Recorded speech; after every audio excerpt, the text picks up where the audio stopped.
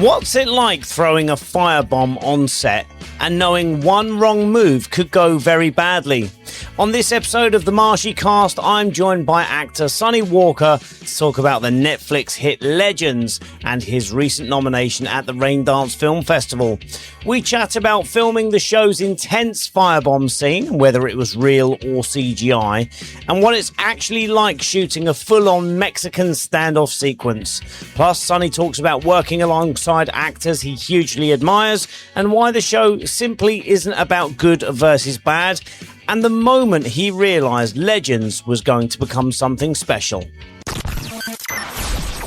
It's Paul Marsh, and I'm delighted to say that I've been joined by Sonny Walker. Sonny, how are you, sir? I'm really good, thank you, Paul. Now, it is a brilliant time for you at the moment. You star in Legends, which is on Netflix. Tell us what we can expect. Oh, a lot of action.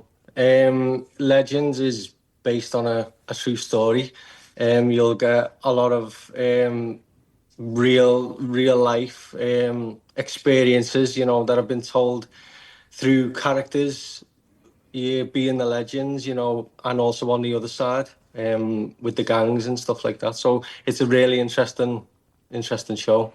It's a real eye-opener, that is for sure. From the very opening scene, the show really highlights the difference between how society reacts when rich people do drugs compared to when poor people do. Even though this is set around 30 years ago, do you think that divide still exists today? I think it does still exist to a certain degree. I think what the show is about, they did successfully take down the drugs gangs, but I feel like over time, it does still happen. And I think my character in Legends is a good example of that.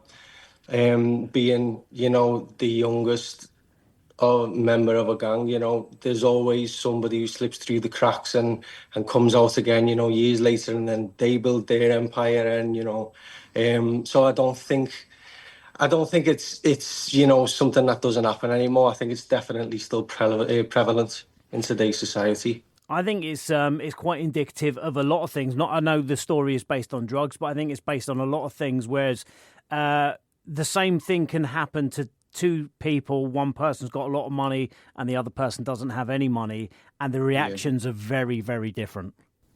That's it. That's the thing, and you see that as well, in Legends. But I do think the reactions can still be different today. I feel like that's still lingering there somewhere, but I think the show captures that well. Yeah, I agree. Now, the first time we see your character properly, you're at the dog track. It feels gritty and authentic straight away. What was the day filming like, and were you nervous walking onto set? I was definitely nervous walking on set. I mean, just being there with, such heavyweight actors, Tom Hughes, who plays Carter, and Johnny Harris, who plays Eddie, and a good mate of mine, Joe McCauley, who plays Lee.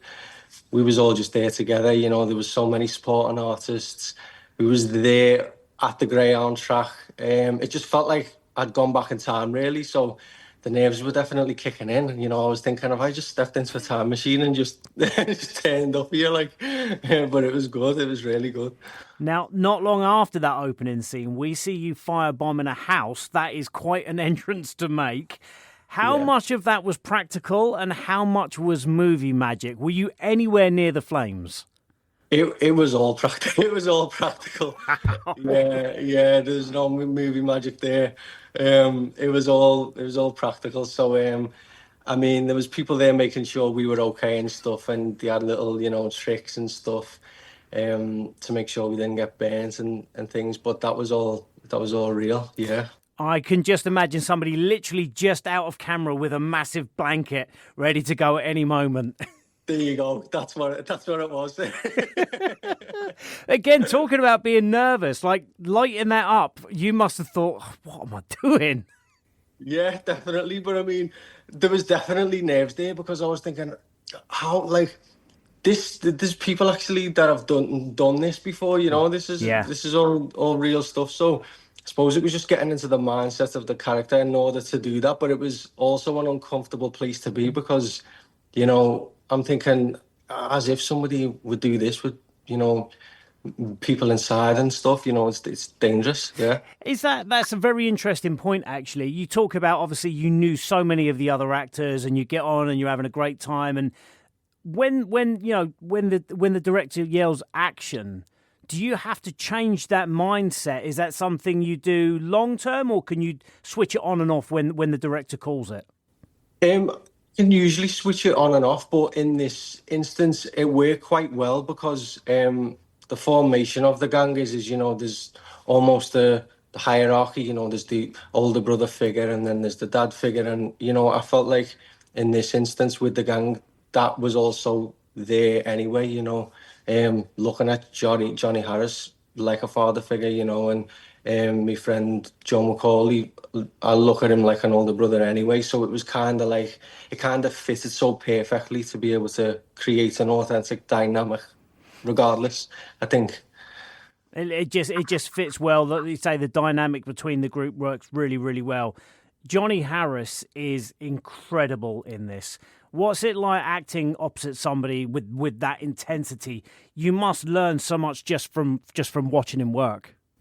Oh, Paul, I soaked everything up like a sponge. Like, I was with Johnny for most of my time on the set of Legends, and not only is he such a genuine and lovely man, but he's just so helpful and so generous, in the scenes, when you're working together, and he'll throw little surprises at you, and to get a reaction from you, or he'll do certain things, that bring the best out of you. I think just being around Johnny definitely brought the best out of me as an actor.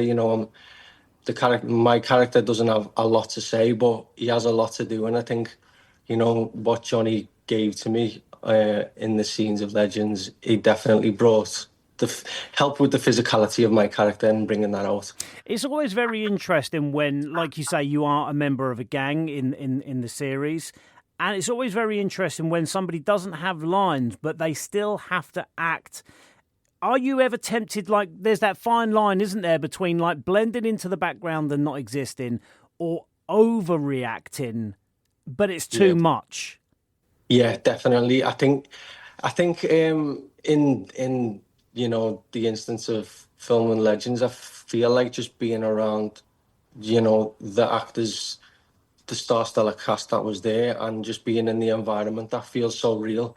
Even if I wanted to, it would be hard for me to kind of switch off and get distracted because, you feel like you're really there. So it wasn't difficult really to stay in character, whilst the cameras were rolling.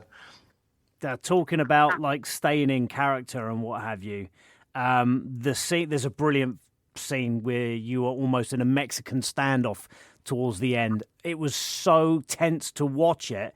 Was it as fun to film as what it looked like? Yeah, definitely. I mean, it was tense. Like, everybody was really into it, and we was in this pub. I remember it was a boiling hot day. We was all in there just sweating, absolute buckets, and yeah, I think we all just wanted to, get out in the cool, eventually. But it just made everything even more tense. Everyone was on edge, and everyone kind of it just made the scene so much better, I think, given the circumstance and just being there around everyone. Now, the last thing that we spoke about that you were in was The Gathering. That did really, really well. The reviews for Legends have been absolutely phenomenal. Do you choose these projects? Are you a good luck charm? What's the case? Because right now, everything you touch seems to turn to gold. I mean, I don't know, to be honest. I mean, I'm just auditioning away and working hard on my craft and stuff. I'd like to think someone's looking over me, but I don't really know. I just put me all into everything. I think I know for the best, and I've been fortunate enough that I got The Gathering and then Legends. So yeah, it's been a blessing, really. Obviously, your character and your scenes are all set in Liverpool. were there people that you either knew or knew of that you could base your character around, and things you've kind of seen that you could draw from? Yeah, so I know Neil Forsyth, who wrote Legends. He loosely based every character around a whole array of different people. So it was hard to really pin somebody down, as I know, it wasn't my character and the other characters weren't based on one specific person in the gang. So what I kind of did is done me research, looked into the history and seeing who was around at that time, and kind of just pulled things, off the internet and stuff, who the youngest people were at that time, kind of thing. I think one of the things that the show succeeds in doing very, very well. I think with a lot of films and TV shows, we like to paint people as black or white, good or bad, and make them very two-dimensional. Whereas, as we know in real life, that's not true. Even bad people have a good side, and vice versa. I think that other than a couple of people, everybody is really painted as being very three-dimensional, and even the characters are seen as the baddies have shining moments, and even the guys that are the good guys are showing having bad sides. I think that's really important to why this is such a success. Yeah, definitely. And I completely agree as well. I feel like Neil's writing is so deliberate. Like every single line that is on that page and, that the actors are all saying, it all means something, like all of it. And that's what I found amazing when I was reading the script, because you can't really paint, the characters as black and white. You can kind of see the motivations, and there's no heroes and there's no villains really. Everybody's got a little bit of something to them, which makes it really interesting. Was there any, without giving anything away, by the way, was there any moment where you kind of realised that you were in something special that people were going to be talking about? To be honest, I think I knew from the read-through. Yeah. I was at the read-through and the whole cast were there. The words were just jumping out up off the page, just seeing everyone there and putting a face and a voice to, these characters. That's when I knew for real, like, this is going to be something special.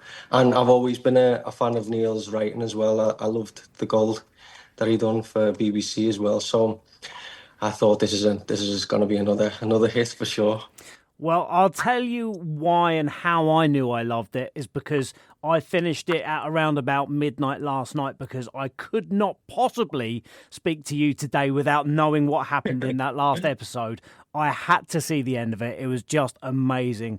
So congratulations on the whole project. Now, before I let you go, I have to say congratulations as well, before you go, being nominated at the Raindance Film Festival for Best Short and Best UK Action Short. That must feel amazing. What kind of recognition like that does that mean at this stage of your career? I mean, it's amazing. It came not long after the BAFTA and RTS nomination last year as well, which is, immense. I feel really grateful. I feel really grateful for it, and to work with such an amazing team. Before You Go is directed by Matt Kennard. It's produced by Russell Tovey and Susie Paris and Laura Aikman. And my character just essentially goes to visit a loved one in an intensive care unit. And the themes are about without ruining it, it's the themes are, touch on mental health and loss and grief and that sort of thing. So it's a very heartfelt project. So for it to be nominated for, the message that it gives it's amazing, really. Now, I find it really interesting with that, because we were talking before off camera, the fact that this is going to be shown for a while in all the film festivals and bits and pieces before it gets released to the public. When you're getting nominations and nods and people telling you how great it is there that kind of thing where you go, oh, I just want everyone to see this? Yeah, for sure. I mean, especially something like this. When you've got a team of people that all put their heart and soul into something, and then you've got to wait for the festival circuit to kind of be over before anyone can see, it is like, you know, I am a little bit impatient anyway, so I think it's definitely a struggle. Well, look, Sonny, it's always amazing talking to you. Just to finish off, if people haven't started watching Legends yet, what would you say to convince them to go and put it on TV tonight? Oh, well, I'd say it's number one on Netflix for starters. Like, you've got to stick it on. Everyone around the globe's talking about it. The reviews are all 5-star, you know. Just read the reviews online if you're in doubt. But I don't think there's a doubt to be had. It's go stick it on. Well, look, Sonny, it's always great talking to you. Congratulations on Legends. It is absolutely amazing. I love it. Until the next time, I look forward to catching up with you. Well, thank you so much, Paul.